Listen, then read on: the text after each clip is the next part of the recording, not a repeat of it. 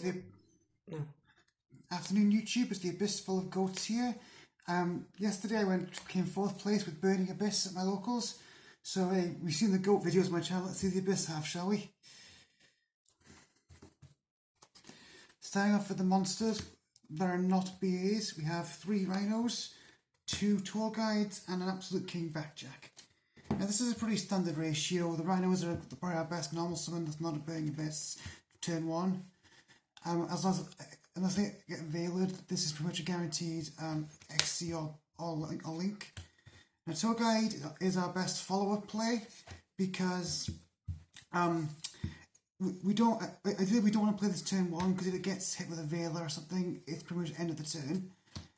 But however, twice in the tournament I actually did get this off turn 1 without interruption, and it's pretty much a guaranteed Dante, Cherubini and Scam Surge at the end, so maybe it's worth risking it, but usually you want to go this first, then this turn 2. And Backjack here, it's a great thing to mill off of Dante. It lets us set up more of our traps, because this is the trap version of the deck. So yeah, that's our non-BA fiends. For the 3 of Burning Abysses, I have triple Graph and triple Scam, and we have 2 Seer. Now I wrote this ratio because Graph is our best starter Burning Abyss. He's usually what you get off of Tour Guide or what we send off of Cherubini. Seer is, I only play 2 of this because of the Seer Dante loop. You can continually get this back in your hand, so you don't need the 3rd copy. And I wanted more space for more back row. And obviously Scam is what we're trying to end every turn with to refill our hand with Tour Guides or other Burning Abysses. Yeah, those are our main BAs in the deck. Our other BAs are 2 Farfas. This is our interruption with Beatrice. It's something good. You can other good targets to have Dante past turn 1 to clear the field for an attack. And it's just an all-round good card. For our one-off BAs, we have Kelcab, Baba. Oh, actually, no, so we have 2 Aliches. Okay, so Kelcab was just pretty much a name, but it did come up once when I wanted to bounce a Pendulum Scale. This is obviously how we win in time, as it does 900 damage. And these are Veilers if played with Purple Dante, because you use to discard them for the draw, so having another interruption is pretty good.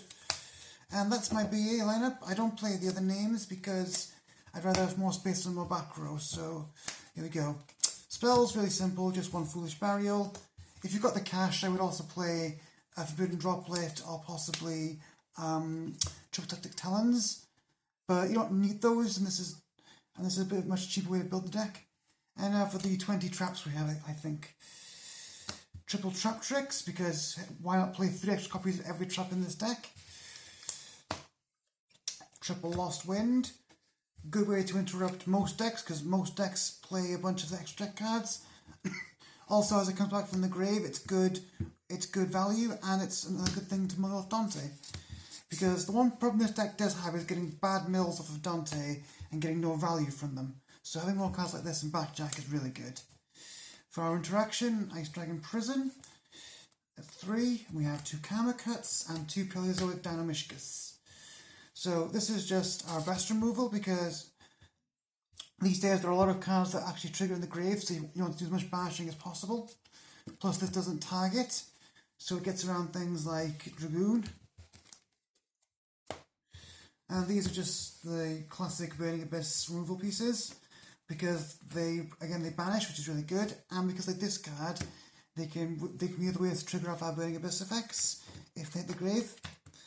You could also play Phoenix Wing Blast if you want.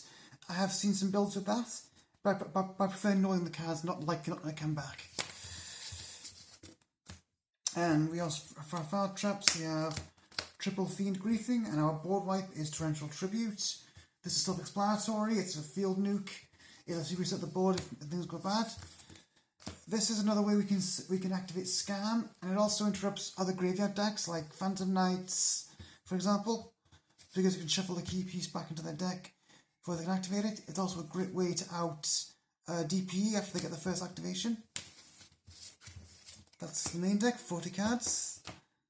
For our extra deck, Starting off with the Burning Abyss cards, we have 1 Cherubini, 2 Dante, 1 Beatrice, and 1 Purple Dante. So with this ratio, 1 Cherubini is all you need. You can go into this first pretty much every game, no matter what you draw. It's a great way to extend your plays and give some protection.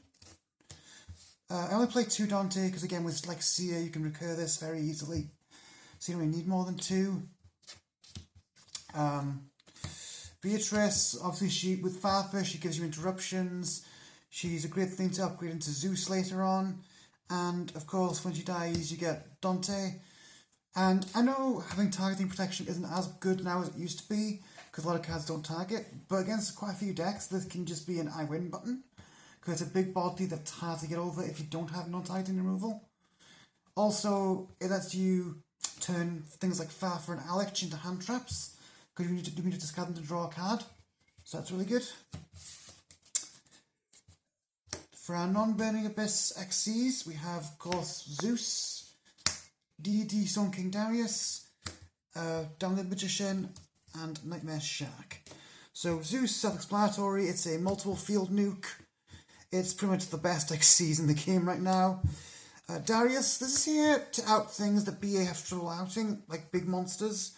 So things like Tyranno or Chaos Max. I've got a friend who plays Blue Eyes, so that's what this is for most of the time. Download, this is something you put over the Dante to give your Zeus extra material. Nothing more to say about that. And this is the other way we win in time.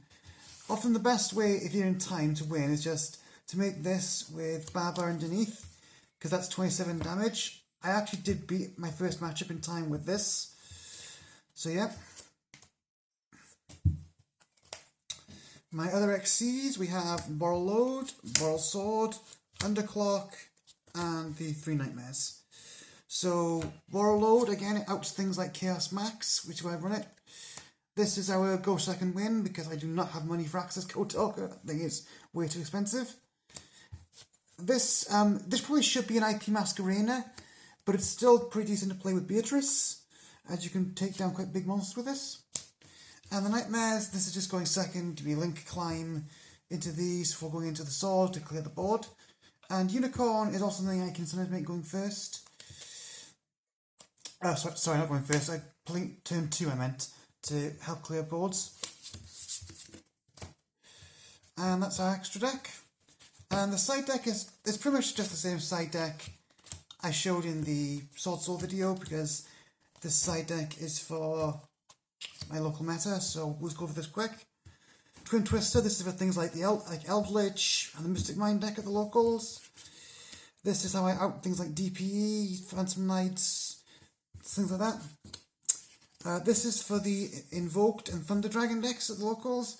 It also came up against Pendulums. So yeah, in an area where Links aren't the focus anymore, this is an amazing trap. For the other hand trap, it's this. I've got Lancia, again, Thunder Dragons, Invoked, mostly. It pretty much shuts those decks down hard. And against combo decks, you got the Lava Golems and the Pancratops to out big boards. This came up against Pendulums one game. So yeah, that was the deck. My matchups, I went 3-1. I went 2-1 against Odd Eyes. I went 2-1 against Eldritch, and I lost 2-1 to Cybers. And then I went 2-1 against Fair Hire. So yeah, that was the deck profile, guys. Thanks for watching. See you guys soon.